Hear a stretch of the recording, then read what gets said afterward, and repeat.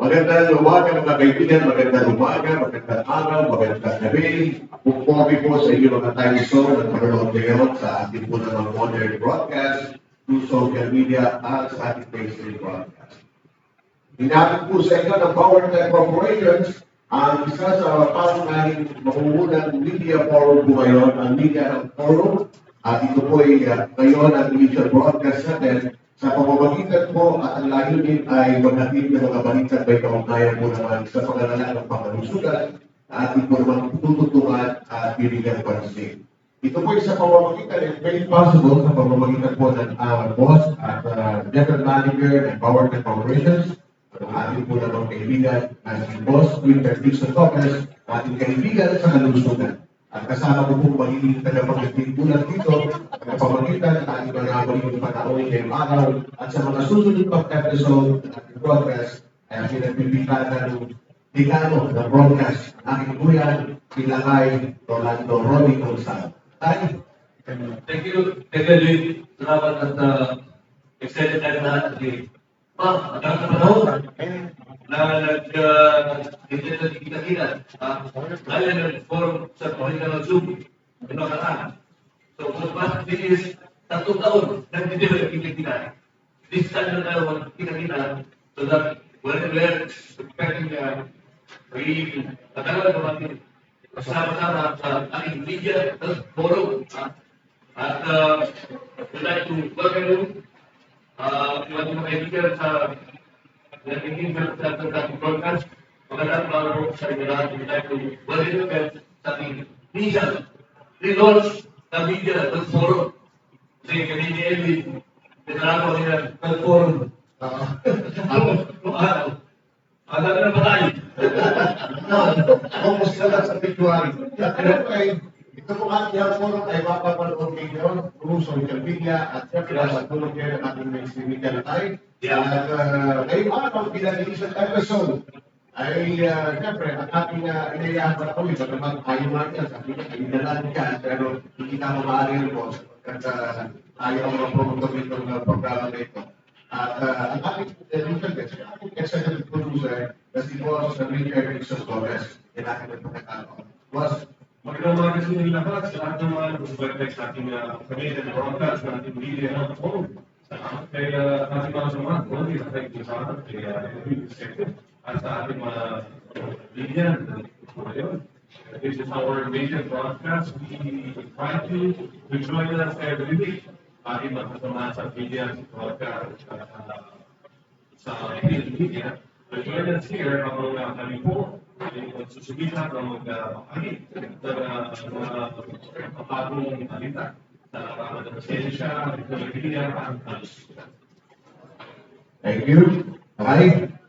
Bigyan Kaya expect matawag ko ang usapan natin kumaga. Kami rin, mali. Kayo may mga questions, kami may mga questions. Kaya tama-tama si Doc.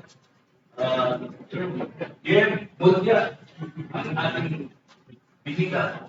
Good morning. At siya magpapaliwanag kung ano ba pag-usapan natin. At dami kung tawag sa akin, ano ba ang pag-usapan natin?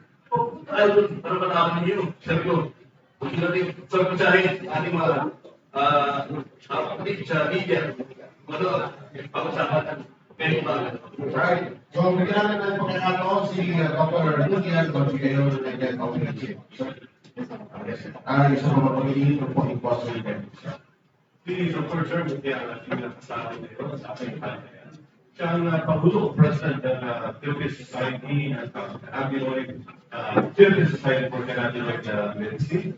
Ibig sabihin po niya, ang pag-uusapan dito natin ngayong araw na ito, kanya-kanyang expertise. Ang punto ko na siya advocate ng paggamit ng medical cannabis o medical marijuana. Ang punto ko na po direct regulaman sa Kongreso at sa Senado at sa ibang election ng batas. Ano ba ang medical cannabis? Ano ang nagtutulong nito? Ano ang kinakatakutan ng sampay ng Pilipinas sa medical cannabis? Ilan po yan sa mga katang kaya yun? Ibigay po natin ang oras natin kasama si Dr. John. Maraming salamat po, Sir Richard, Sir Ed, Sir Lakay, at sa mga kasama natin sa media, at sa mga taga-subaybay po natin. Ito pong topic po na to ay marami pong matutulungan. No? Kaya nagpapasalamat po kami kay Sir Richard sa Power Tech sa pagbibigay ng platform po na ganito. No? Lalo na po sa mga may nararamdaman ng mga kababayan natin may hirap, no? Bukod pa po sa kanila, pangkabuhayan din po ito para sa ating mga magsasaka po no, in the future. But then, ako po, medyo mas mag-concentrate po ako dun sa medical side po, mga katanong medical. Kaya mo ba liwanagan dyan? Sa halaman po na to. Itamlin mo muna. Itamlin mo muna. Ito po nalagdaang taon. Liliwanagan ko lang. Marami pong misinformation at disinformation, no? Hindi lang sa Pinas, hindi sa buong mundo. But then, tulad ng dahil sa mga tao na tulad ni Sir Richard, nabibigyang liwanag po itong mga issue na to. And definitely po, hindi po ito gagawin ng ibang bansa at kung nakakasama po ito sa kanina. Kaya maraming pong salamat at lahat po ng tatanungin ninyo, mga kaibigan natin sa media. And I think pwede po silang yung mga watchers natin, pwede silang magbigay ng tanong po. Ako magtatanong, pero bago yan, bibigyan natin kayo ito yung ating kasama lalo na sa social media sa Pilipinas, umulan natin narito, kaya napapagod nyo kami sa buong Pilipinas sa pamamagitan ng kanilang kapisahan ng social media sa buong bansa. And of course, yung natin yung kasama sa broadcast, paparating po yun. Well, Tom Richard, ang unang tanong ay nandoon yung tinatawag po natin negative products where we say cannabis. Ito ba kung kaparaan na ito itong pagbibukas natin ng pintuan para mabuksan yung ating kamarayan sa medical purpose ng marijuana? Ipaliwanag niyo pa nga po, bigla kaya ba tayo na matuboy yung ating po namang gagawin sa ating halaman ng gobyerno? Let us go direct to the point. Pag sinabing cannabis, tinutukoy natin dito, marijuana. Pag sinabing medical cannabis, usually ang marijuana is activated for medical purposes. Pati natin sa dalawa, marijuana. Marijuana, recreational cannabis, versus medical cannabis. Ang ating kasasalan dito ay hindi ang recreational cannabis. Ang pag-usapan lang ng natin ang aming advokasya ay ang paggamit ng cannabis for medical purposes only. Tayo ay may kakayahan at ising sa dalawa ang cannabis. Hindi natin ilakamang sa recreational, kundi purely medical lang. Kapag sinabing medical, napakarami na benefits yan. Ang nalipis yung Dr. John Moccia para ibigay sa atin ang ilan sa mga taong natin benefits ng medical cannabis na nahihirapan ang kasalukuyang medisina. Ang conventional medicine ay nahihirapan labanan na maaaring mapunta ng solusyon sa medical cannabis. Yes, thank you, Sir Richard. Actually, linig po sa kanila ng ating mga kababayan sa ating tao. Simula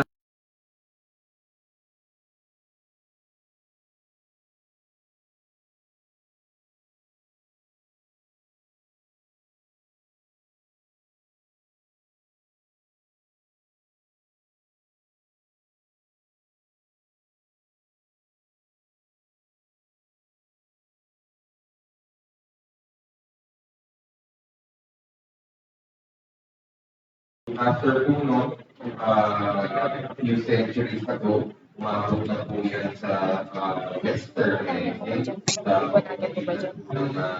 mga dito, no, sa British East India Company na dinala ang gamot na ito mula sa Asia, papunta po sa Europa at papunta na po sa iba't ibang factory ng daigdig. Fast forward po tayo ngayon mismo.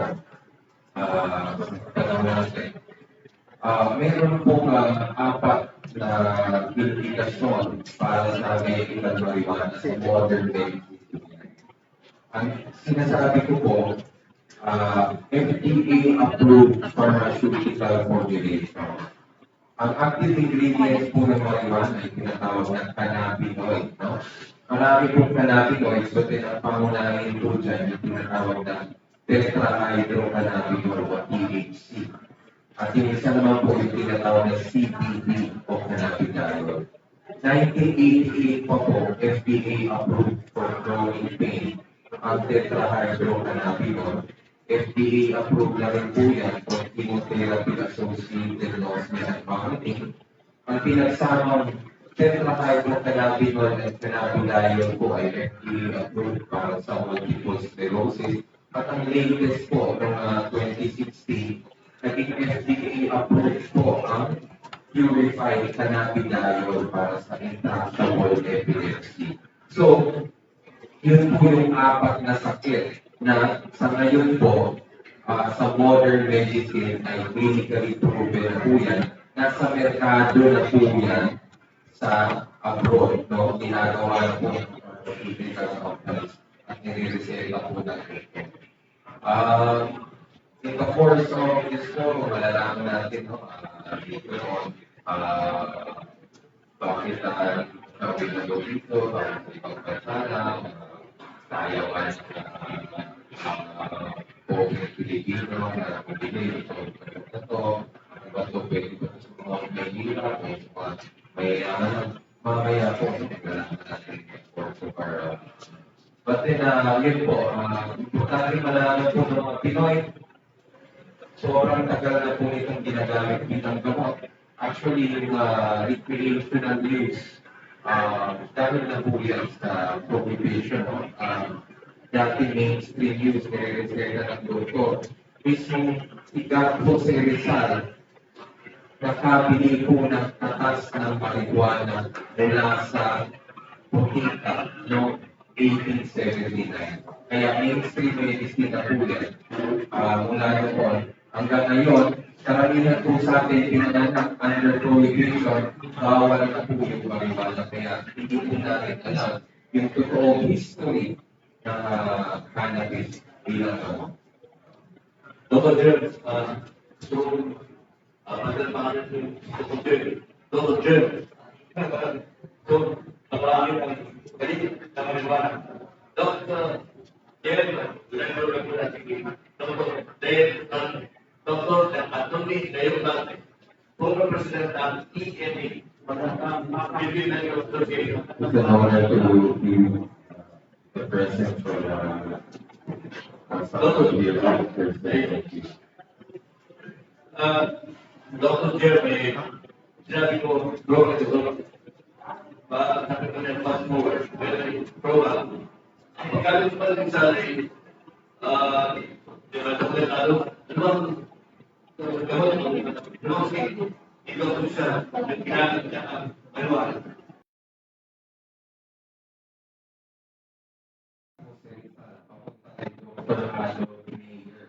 Yung kaibigan niya ng anthropologist. So pasalamat po tayo, merong letter si Rizal na nag-survive dahil Dr. Mayor. Ibig sabihin, nasa possessions po ni Dr. Mayor, nakuha po no, sa Brussels. Pero ngayon po, yung mismong sulat po, I believe nasa museum po ng Illinois, na Chicago, nasa website po nila, nandun. Nakasulat po ni Rizal in Spanish po sa kanyang kaibigan kasi nagtanong po yung kanyang kaibigan ng anthropology regarding the use of marijuana sa mga Pinoy. Tinanong niya po si Rizal.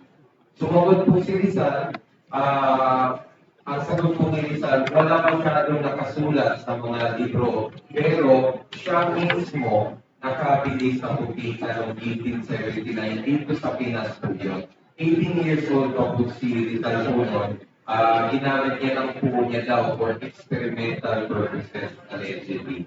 But then, hindi po yung paggamit ni Rizal yung gusto natin i-highlight dito. Gusto natin i-highlight dito, available na po siya sa Putika. Ibig sabihin, hindi lang po siya yung traditional or shamanistic or traditional.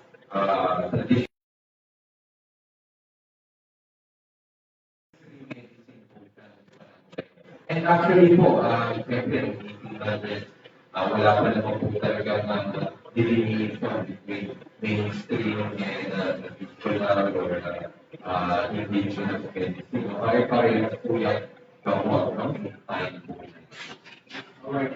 Kapitan ko lang, kasi pag nababanggit niya cannabis or kung I say marijuana, maialis yung impressions na adik, nakakahay, pero siyempre, makita ko lang ini-introduce natin yung marijuana.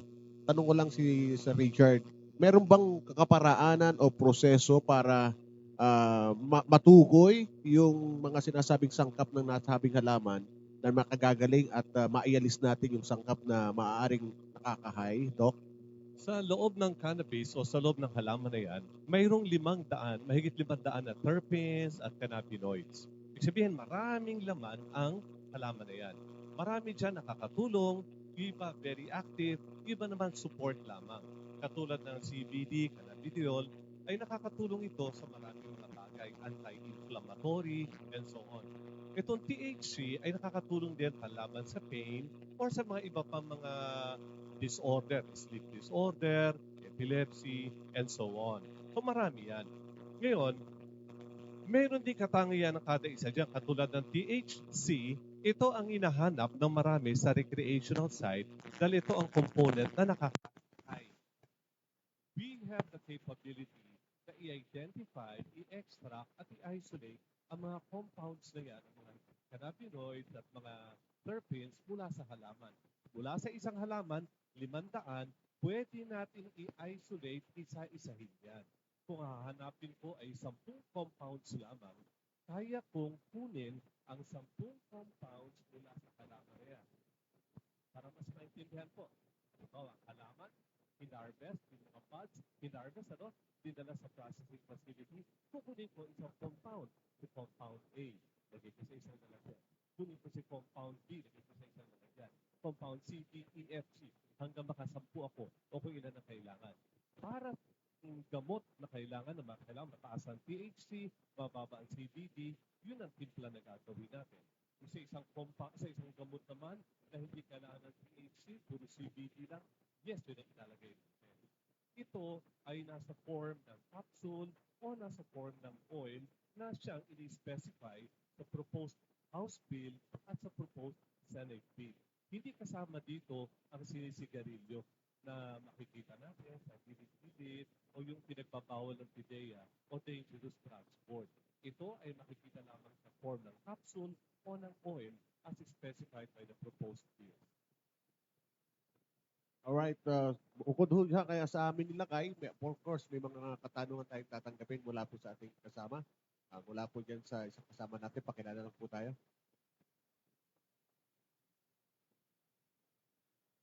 Hello po, magandang umaga po.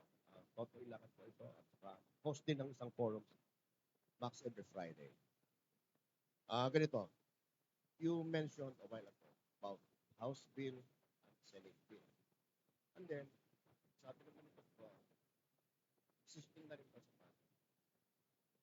I have been connected sa House for 15 years. Parang mali po yata ang pamamaraan.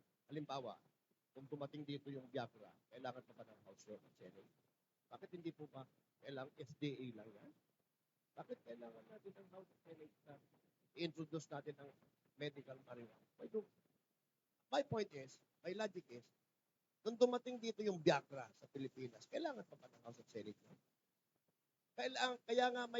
Kaya nga po, meron tayong FDA, di ba? Dahil yung regulatory functions ng House, ipinasa, dinelegate yan sa regulatory agency lang ng FDA.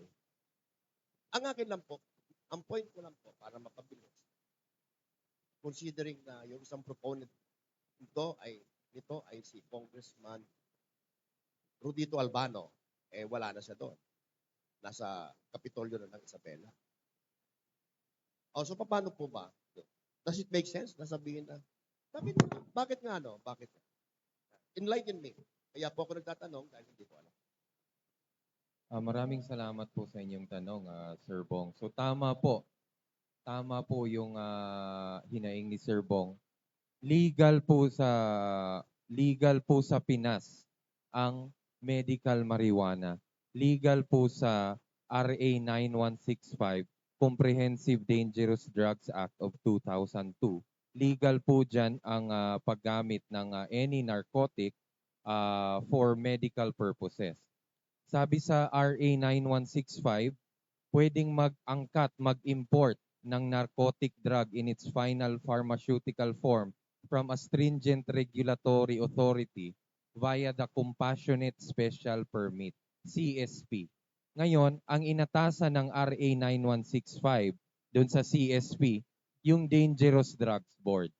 Ngayon, naglabas po ang Dangerous Drugs Board ng board resolution noong 2020 creating the guidelines for the importation of purified CBD, Epidiolex, para po doon sa mga may intractable epilepsy. So yun na po yun. Sa lahat ng marketed sa abroad, epilepsy lang po yung pinapayagan ng ating DDB. Yung mga pasyenteng may cancer, yung mga pasyenteng may chronic pain, yung mga may pasyenteng may muscle spasm and multiple sclerosis, hindi po sila pinapayagan ng DDB. Ngayon, 10 taon na pong umiiyak yung ating mga advocates, lalo na po sa Philippine Cannabis Compassion Society, Medical Cannabis Party, Sensible Philippines, para paluwagan po itong, kasi po, ang inyong lingkod nakasama recently sa hearing ng Senate Bill 230 ni Senator Padilla. Sabi po, ngayon, meron pong kaisa-isang compassionate special permit na naibigay sa buong Pilipinas. Meron pong isang nabigyan. Pinayagan po siya mag-angkat Sa, isa. Pero, ito ay, Doc, ay kaisa-isa sa loob ng 1 dekada o 2 dekada na nakalipas. yes sir, sa entirety ng compassionate special permit, isa lang ang naibigay nila para sa cannabis, yun po yung Epidiolex. Kaso, sa buong Pilipinas ever in history, ngayon, nung nagbigay na ng permit ang DDB at FDA, walang pharmaceutical company ang mag-i-import at yung pasyente, wala silang $32,000 para makabili po nun. Can we just highlight that, ano? Although ito ay nasa batas ang paggamit ng mga narcotic drugs for medical purposes, di ba? Pero sa history ng Pilipinas in the past 2 decades, iisa lamang nabigyan ng compassionate use. At ang isa na yan ay hindi pa naka-import dahil sa halagang $32,000. Mukhang nagiging unrealistic, mukhang nagiging prohibitive. Hindi siya nakakatulong sa atin. Nasa batas, pinayagan, and yet hindi na isa sa katuparan. Right. Yes sir, so in short po, yes, medical cannabis is technically legal. It is technically accessible, but is not realistically and it is still virtually inaccessible, lalo na po sa ating mga mahihirap. Pero Doc, ang dapat unang-unang gagawin natin sa Kongreso at sa Senado, i-decriminalize ang marijuana. Tama? Oo. But anyway, Doc Richard, mga kaibigan, sa mga nanonood po sa amin, alam niyo naman ngayon sa bagong mukha ng media at ng communications ay nagkaroon na ng malawak na platform ng social media. Kaya yung ating mga reactors, Doc Richard, napakarami po dito sa ating live FB broadcast ay siguro sagutin natin yung ilang mga katanungan dito. Makatutulong po ba yung medical cannabis na mabawasan or ma-stop yung mga maintenance medication na iniinom ng pasyente mula kay Cristina Padilla? Doc. Yes, meron po tayong observational evidence na nababawasan po yung mga maintenance na gamot ng mga pasyente, no? Pinakauna po dito yung mga pain medications kasi ang number 1 nga po na indication sa buong mundo is chronic pain. Yun yung pinakapangunahing gamit. So nababawasan po yung mga pain medications, nababawasan din po yung mga sleeping pills, mga benzodiazepines, yung mga anxiolytics, mga pampakalma, mga antidepressants, nababawasan din po yan, no? So, nababawasan yung mga maintenance na gamot, no? Nung mga pasyente at bukod pa doon, may observational evidence din na mas bawas yung pag-admit nila sa hospital and overall mas maganda yung kanilang quality of life. Oh, can we have a few words from Doc Leo Olarte, being former president ng PMA? Doc. Magandang umaga sa inyong lahat. Well, ang pinag-usapan dito is marijuana. Mga tao doon, pumipila.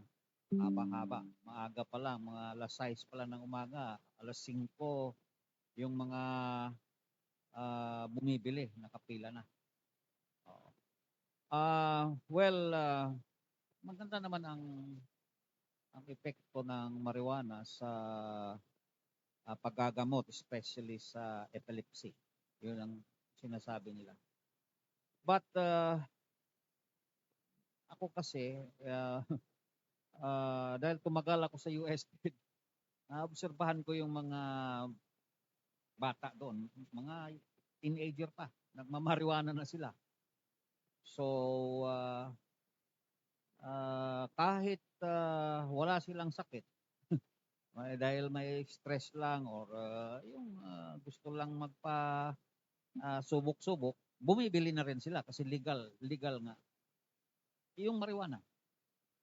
Inihit-hit nila. So, ang dami na nila na nakapila doon, mga teenager. Mga teenager ito, yung recreational marijuana at saka medicinal marijuana. Kahit walang sakit, magpapareseta sa doktor na may sakit. So, mas lalo na kamag-anak nila yung doktor o barkada nila. So, ang daming mga teenager doon na nagmamarijuana. And finally, yung aking yung pamangkin ko nga, no, anak ng aking kapatid, nakuha na. Nalulung na talaga doon sa marijuana. Pumasok na sa ibang drugs. So, naging problema doon sa aming pamilya, yung anak niya. Dahil nalulung na doon. But if it is strictly ma-regulate, no? Na yung doktor pag nagbigay talaga ng reseta or for medical purposes, no? Ay talagang totoo na may sakit yan. Pero ang problema kasi, maraming mga doktor na nagbibigay din ng reseta, mas lalo na pag kamag-anak nila, kaibigan, or pasyente na makulit, ay talagang binibigyan na rin nila. Although walang magandang indication to give the marijuana, the medical marijuana. So, it has become an opening of the gates towards further use of potent marijuana, potent drugs already, no? So, gumagamit na sila ng ano mga drugs na ginagamit, hindi na sila nag-aaral.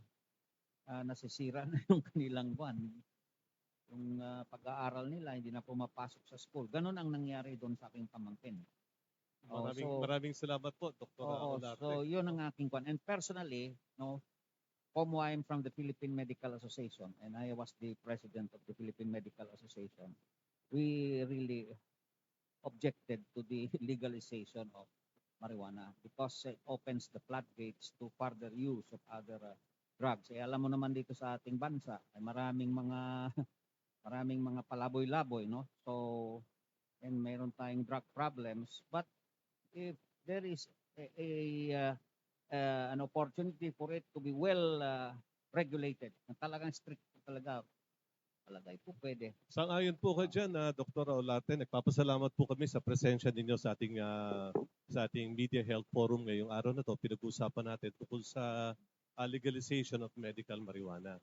Let me just clarify, ayon sa House Bill na ipinail ni Congressman Tony Petalbano at sa Senate Bill na ipinail ni Senator Robin Padilla, bawal, illegal pa rin, maski maipasa yung kanilang House Bill at Senate Bill, bawal pa rin ang use, possession, ang pagtatanim ng marijuana. Halimbawa na lamang po, sabi, uy, legal na ang medical cannabis, magtatanim na ako. Bawal, illegal. Bawal magkaroon ng plantasyon sa mga bundok, bawal maglagay sa likod bahay, bawal sa loob ng bahay, magtanim ng marijuana, bawal ang possession ng marijuana, ng plant, buong puno or any parts thereof, bawal. Ang inaalaw po ayon sa kanilang proposed bill ay ang paggamit nito for medical purposes at ito ay kakailanganin ng prescription mula sa isang medical practitioner, mula sa isang doktor na may S2 license. At ito po, ayon sa kanilang batas, sa S2 license na yan, kailangan ito ay nakalagay sa database ng PIDEA. Ibig sabihin, isang doktor, lahat ng kanyang i-issuehan niya, i-access sa database ng PIDEA kung naubos na ba niya yung reseta na 30 araw lamang. Kung sino, kung hindi nakakapunta ang pasyente, kailangan niya ng authorization sa isang tao na maaaring bumili in behalf of the patient na maaaring mahirapan. In this way, ang magbigay lamang ng reseta ay isang doktor na may S2 license. Same doctor na nakakapagreseta lamang ng morphine o iba pa mga regulated na gamot.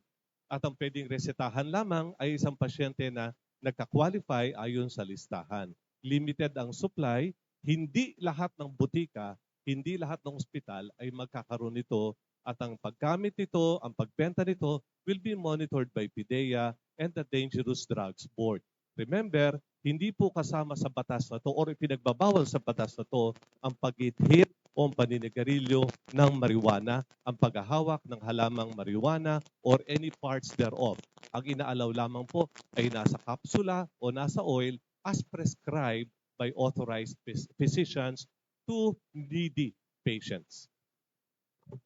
Ay sa proposed bill, lilima lamang ang plantation ay iaalaw sa buong Pilipinas. Ang 5 na to should be within government-owned properties. Halimbawa na lamang, ito ay nasa isang kampo militar. May mga kausap na ako na kampo militar na gusto nila, willing sila na sa loob ng kampo militar mismo, gagawin ang plantation ng cannabis for medical purposes. Bakit sa loob ng kampo militar? Para secured, bawal pumasok. Yun ang una, within government property, should be enclosed. Dapat may barcode, may lock, may seal. Kung pwede nga ito ay nasa greenhouse, kung pwede nga ito ay nasa indoor. Sapagkat ang medical cannabis ay maring itanim sa loob ng building o maring itanim din sa greenhouse. Ayon sa proposed bill, it should be within government facility. Number 2, the extraction or the processing should be within the government facility. Ideally, halimbawa na lamang po, nasa isang kampo militar, doon inilagay ang authorized plantation, doon din mismo ilalagay ang processing facility na kung saan hahatiin ang mga components niyan mula sa kinakailangan, mula sa nakakatulong at tatanggalin ang hindi nakakatulong at hindi components na yan upang maging gamot. Yun, so nasagot yung katanungan ni Dr. Olarte na pwedeng nating maalis yung tinatawag nating addictive ingredients ng marijuana. Tama ba yun, Sir Richard? Tama. I-regulate yan. Sa maraming bansa ngayon, 38 states out of 50 states sa Estados Unidos at sa napakaraming bansa sa Japan, sa China, sa Australia, sa France, sa Germany, sa Canada, Estados Unidos, inaalaw ang paggamit ng medical marijuana. Kakatakutan ba natin ang medical cannabis dahil hindi natin kayang ipatupad ang batas? Or ipatupad natin ang batas para makahinabang ang sambayanang Pilipino sa kakayanan nito makatulong sa paggamot?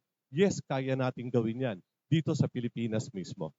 Ito'y magiging malaking challenge para doon sa ating mga authority in particular. But before we proceed, nice lang nating i-credit at nandito yung ating mga kasama sa mainstream media. Si Rambo Labay ng Si Mike Rogas kasama mo rin sa akin Tagal na kami hindi nakita-kita ng mga kasama natin. Salamat sa pagpaunlad mo kay Lakay. Lakay, ikaw, baka may katanungan ka kay Sir Richard. Sir, wala.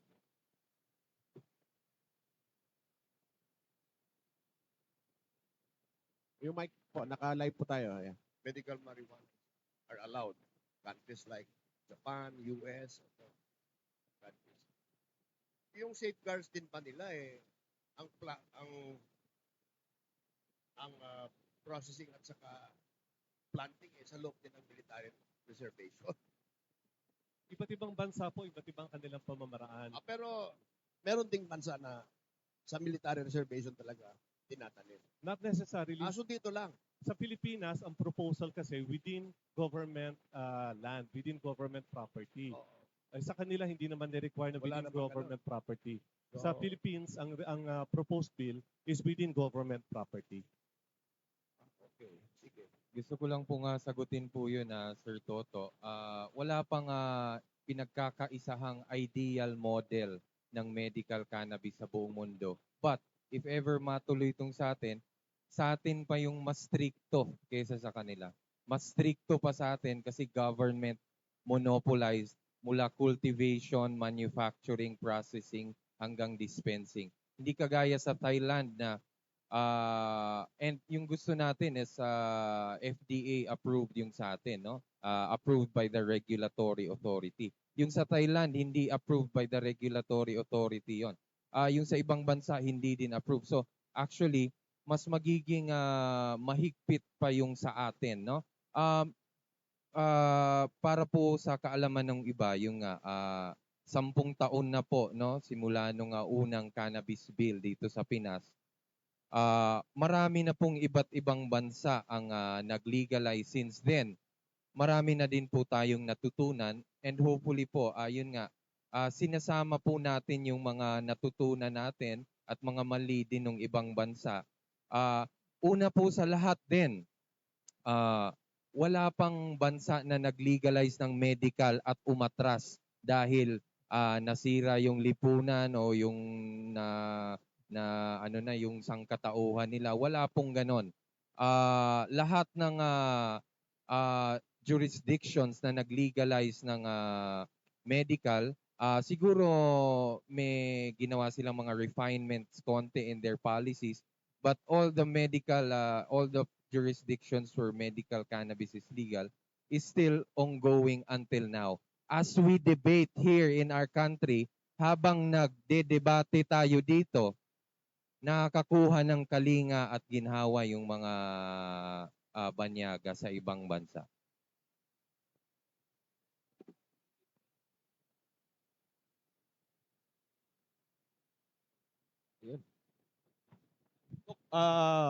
Napakaganda itong cannabis, yung marijuana, dahil marami nga, nabanggit nyo, maraming mga bansa ang gumagamit ito at napatunayan na gumagaling naman at epektibo.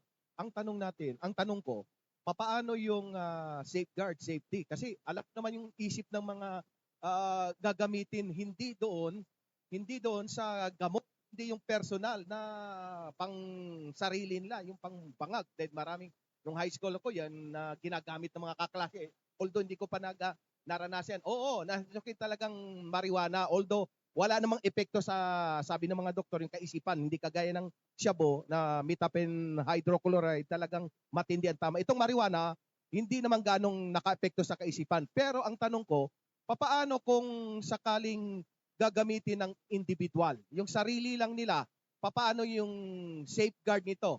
Kasi alam mo naman ang Pilipino, magagaling talaga gumawa ng paraan.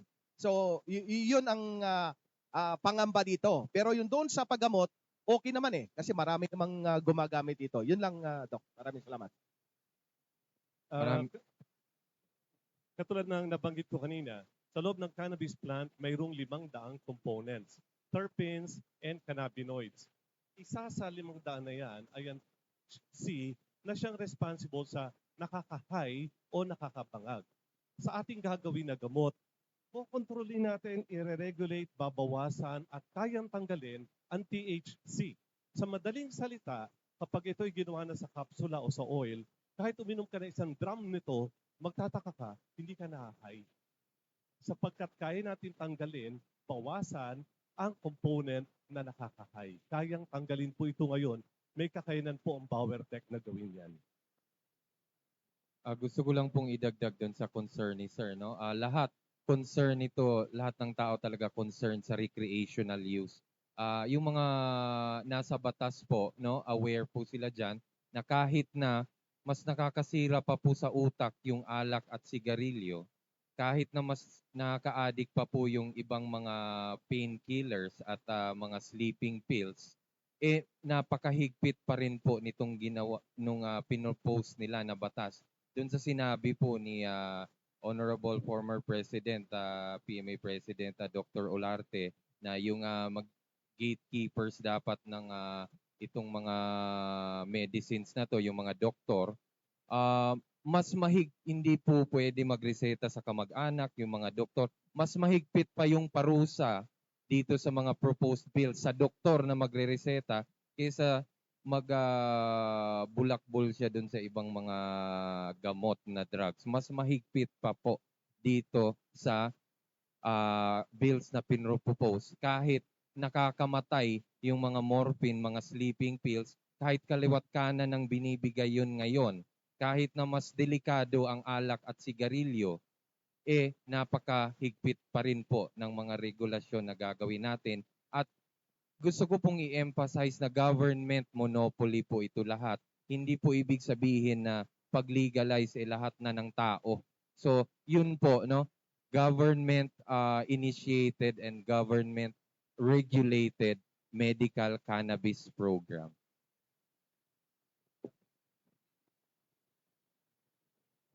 So meron po tayong isang Senate bill, meron po on medical cannabis, meron po yung apat na counterpart sa House, no? Yung pagtataguyod ng medical cannabis compassionate centers.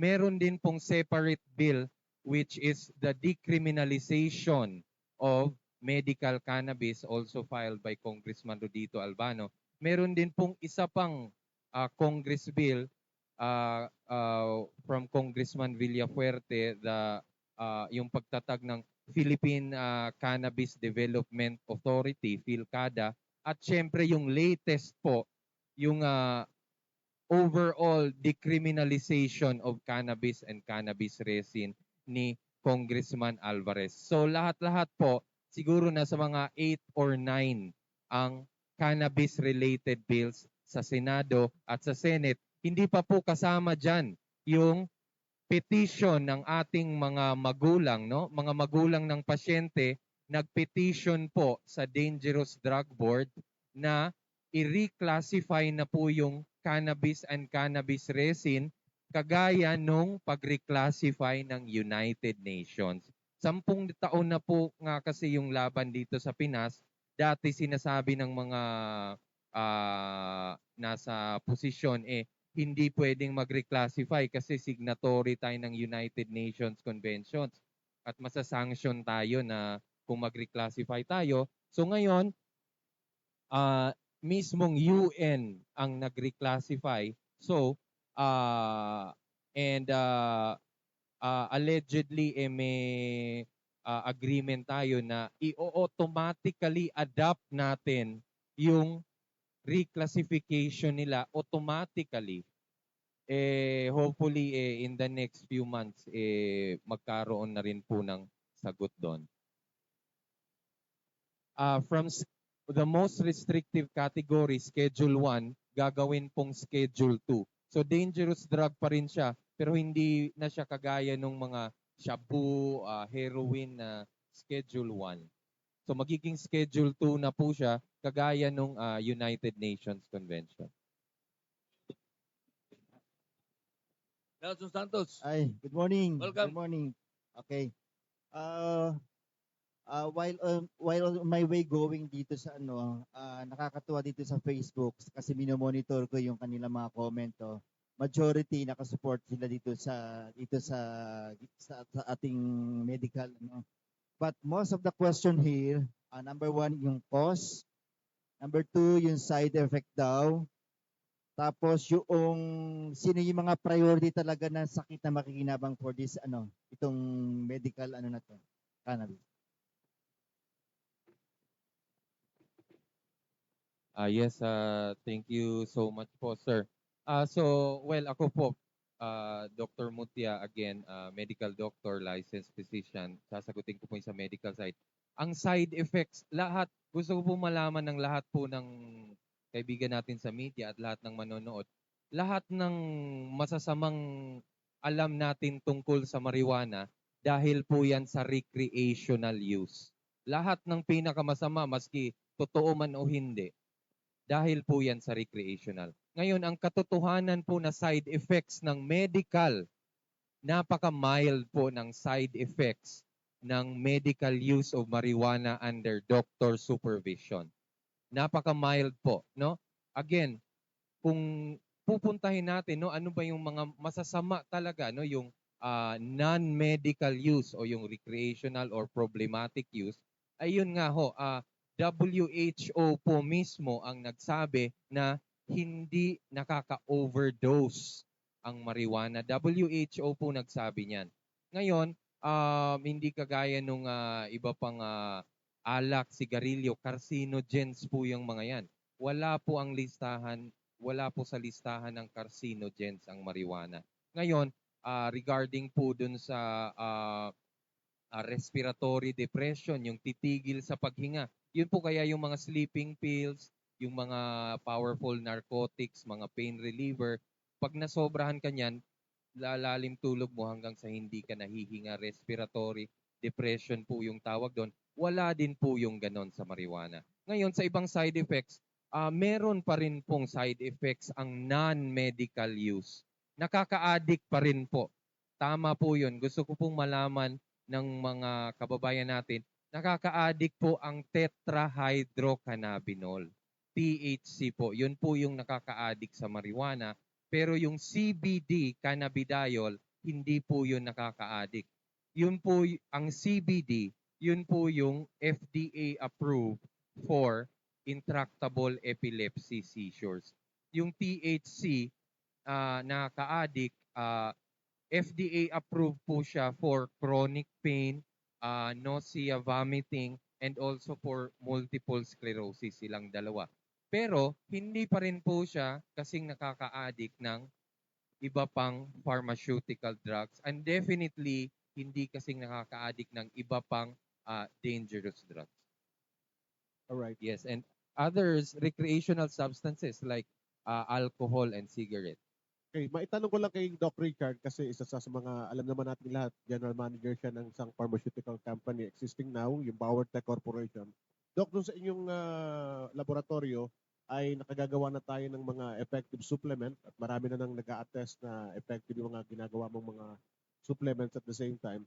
Itong medical marijuana, if ever na mag-grant na tayo ng sabi nga ay pagpoproseso, may kapabilidad ba yung BauerTech na gawin at ihiwala yung sinasabing addictive substance ng marijuana? Ang medical cannabis will remain to be a pharmaceutical product. Hindi siya magiging supplement ayon sa batas na ayon sa proposed bill natin.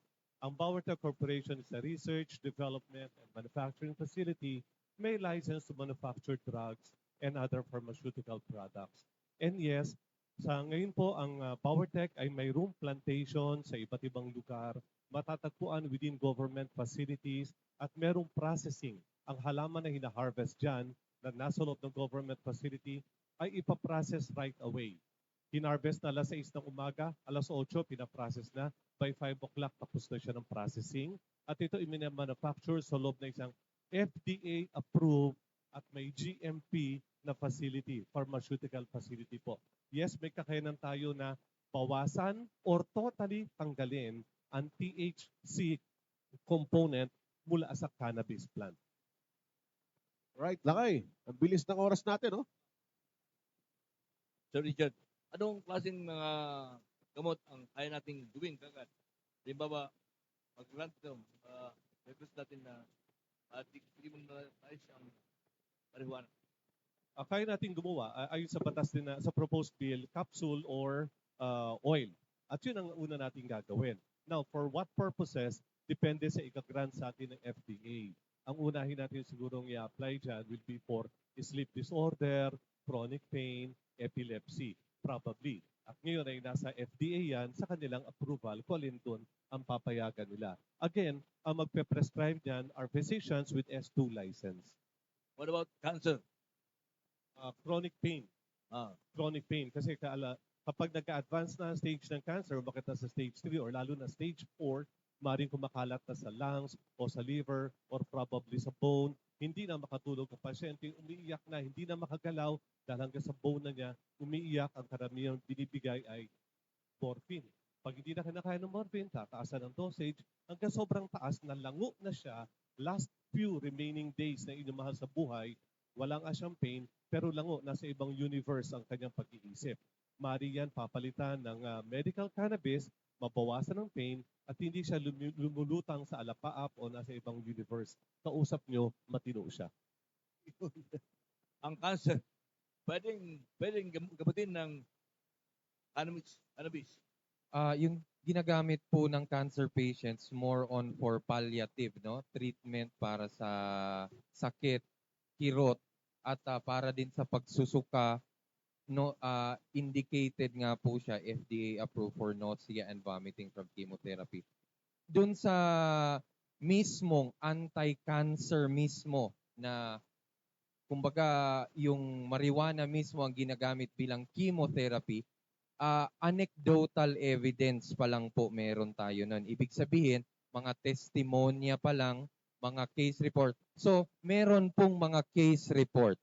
Meron pong mga patient testimony na at meron pong pag-aaral sa laboratory na nakakapatay ng cancer cells ang THC at CBD.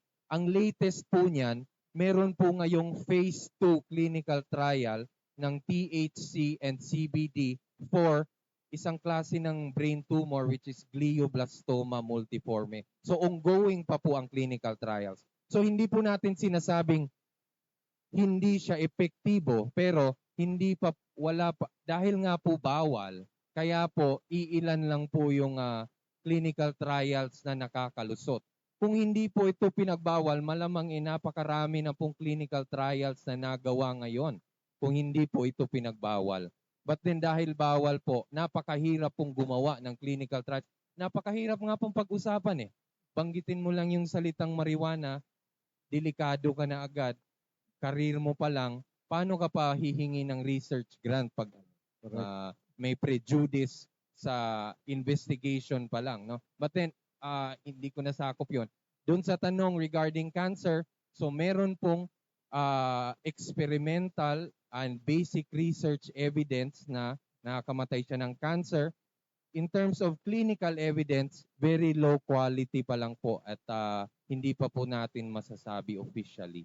But then, definitely, ginagamit na po yan ng mga cancer patients, sinasabay na po sa kanilang conventional treatment kung anuman, chemotherapy, bukod sa naiibsan nga po yung kanilang pagsusuka at ma-improve yung kanilang. Kasi po, cancer patient, syempre, hindi maganang kumain, nagsusuka, hindi makatulog, masakit yung buong katawan, depressed. Kailangan mo ng at least 5 gamot para dyan. Pero, yung ibang pasyente sa abroad, kaya po yung palitan o mabawasan ng iisang gamot lang, which is cannabis. So, pinagsasabay na po, no? And meron pong laboratory evidence din na mas mabisa po yung conventional chemotherapy pag sinabayan ng cannabis, mas mabisa ang radiotherapy pag may may early evidence po, laboratory evidence po tungkol dyan. Alright, thank you Doc. Na-overwhelm po kami ni Boss Richard dito sa mga tanong natin sa social media. Hindi po sa binabaliwala namin yung mga tinetext yung mga katanungan, but somehow sa napakarami ay iniisa sa namin. Ito lang isang magandang tanong, Boss Richard eh. Legal or natutubo pa rin ng cannabis, kaya mas mabuting illegal na lang, igawin na lang legal na makontrolado kasi may black market po niyan. Ano bang reaction niyo doon? Ang sabi nga niya, mas mabuti gawing legal para may taxes at magamit pa ng legal ng tao. Hey, Camille.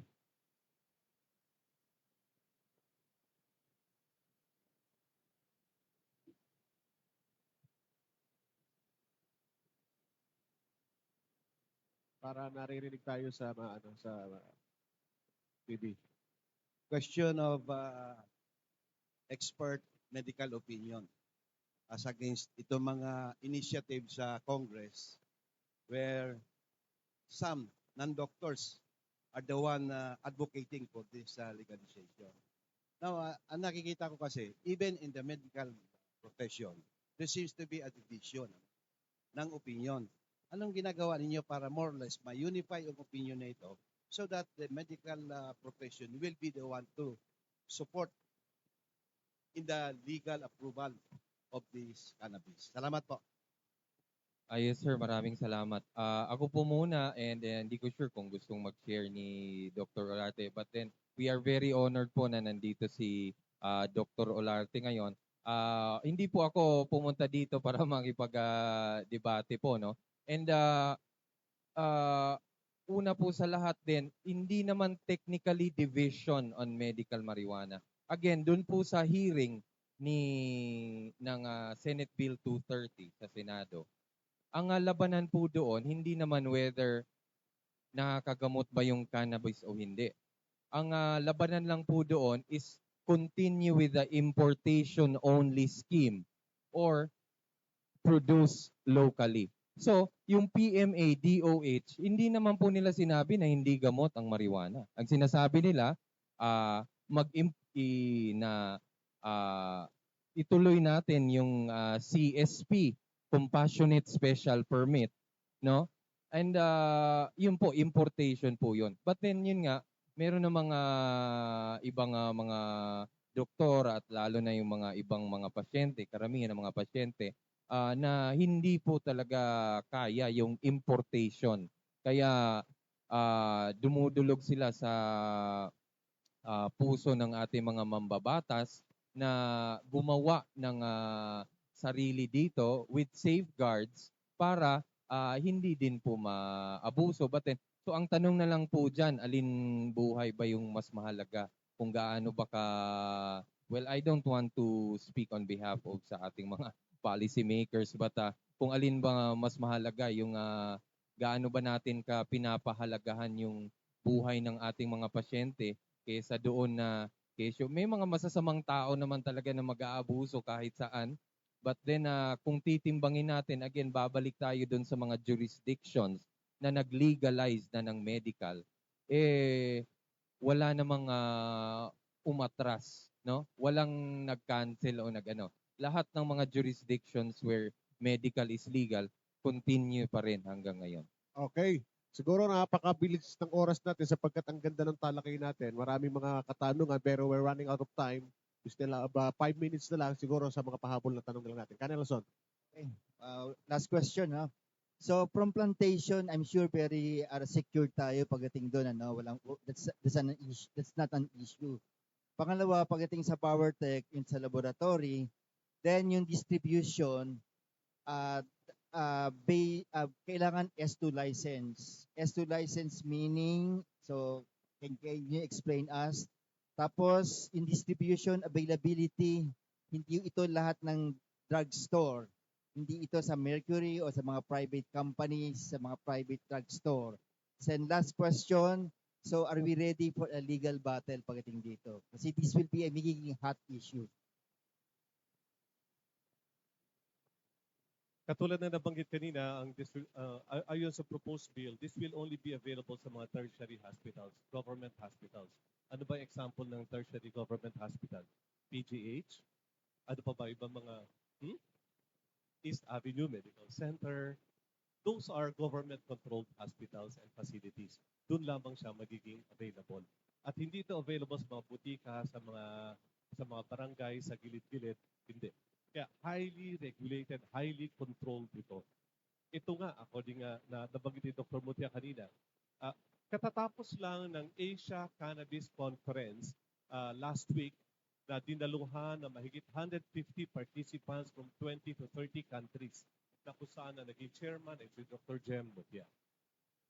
Ayon sa aming pakipag-usap, pakipagtalakayan sa delegates ng iba't ibang bansa doon, ang proposed Philippine Bill ang pinaka-stricto, pinaka-mahigpit sa lahat-lahat ng bansa na ngayon ay nagpatupad na. ang proposed bill natin ang pinaka-stricto. Kaya malabo-labong maabuso ito. Yung huling katanungan is,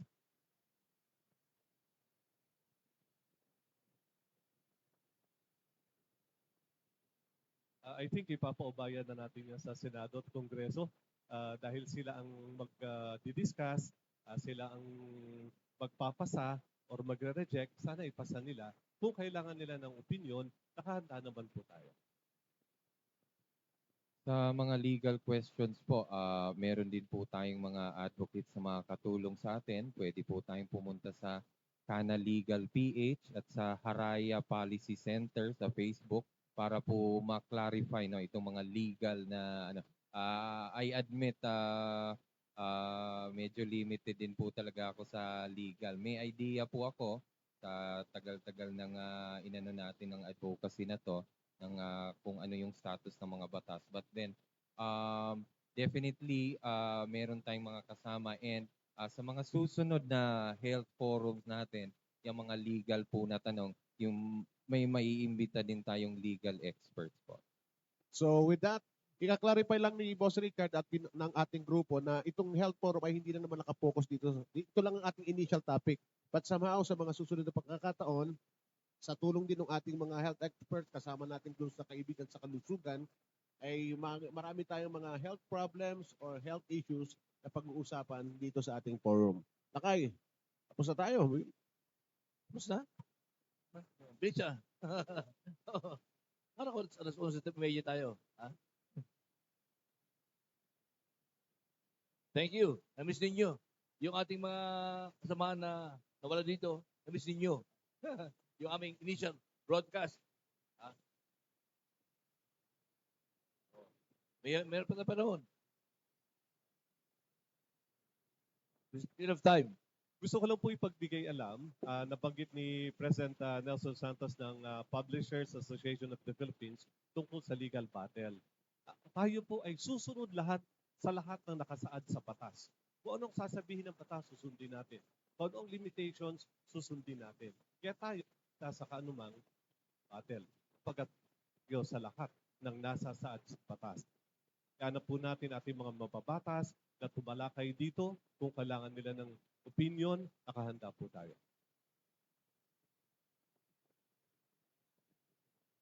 Ito ay magiging forum tuwing Lunes. Bilang abogado din, no? And medical legal expert and professor ng legal medicine and bioethics sa medical schools and law schools dito sa Manila. Of course, mataas ang posibilidad na magkakaroon ng legal battle ito dahil maraming mga abogado and yun nga ang sinasabi na if there are 100 opinions, no, there are also 100 lawyers of different opinions. Ganon din sa mga doktor. Marami ding opinions diyan, lalo na sa Philippine Medical Association. So kung may legal battle, well, ang final venue nito aabot sa Korte Suprema. Itatanong lang naman dyan yung constitutionality ng batas na ito. Is this in sync sa ating constitution, which is the policy of the state to provide help to the most number of people, for the better good of the most number of people. So, yun lang naman ang constitutional issue dyan na dadalhin sa Korte Suprema. Whether or not this is in sync or in harmony with the policy of the state to provide the best help to the most number of people in accordance with the doctrine of utilitarianism, no? Utilitarianism sa bioethics na kailangan ang isang panukalang batas o ang maging batas ay makapagbigay ng magandang epekto o sa in the province of health, makapagbigay ng magandang kalusugan sa pinakamaraming Pilipino. dito sa Pilipinas. So yun ang magiging batayan dito kung ito bang CBD or cannabinoids.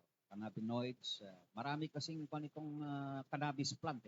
Marami, 100 more or less compounds yan, which includes THC and CBD. So, pero if it comes to the medical side, wala namang kakayahan yung Korte Suprema na mag-decide nito. Ang i-decision na ng Korte Suprema is the constitutional policy of the state to provide, yung mga sinasabi ko, to provide the best health to the greatest number of people.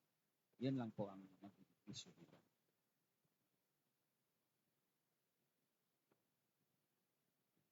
Thank you, Attorney, Doctor. Salamat for joining us. Well, itong ating forum bukas every Monday. So please join us. Kung may mga katanungan kayo, kung mayroon kayong mga iipon na katanungan, well, join us every Sunday, every Monday. Is media. Yung mga Lakay, yung mga nag-text po sa atin, Oo. kasi ongoing yung ating live broadcast sa Facebook at saka sa social media. Yung mga nag-text po, sasagutin po yan sapagkat si Boss Richard, yung ating power tech ay may battery of mga tawag dito sa ating mga specialist at saka yung ating mga health expert na maaaring mag-contribute at magsumagot po sa inyong mga katanungan. Standby lang po kayo yan. Hopefully Alright. si Attorney Reyna ay makakasama natin next time. Alright. Ah. Lakay. Okay. Salamat. So with that, mga kaibigan, thank you all for attending our initial forum.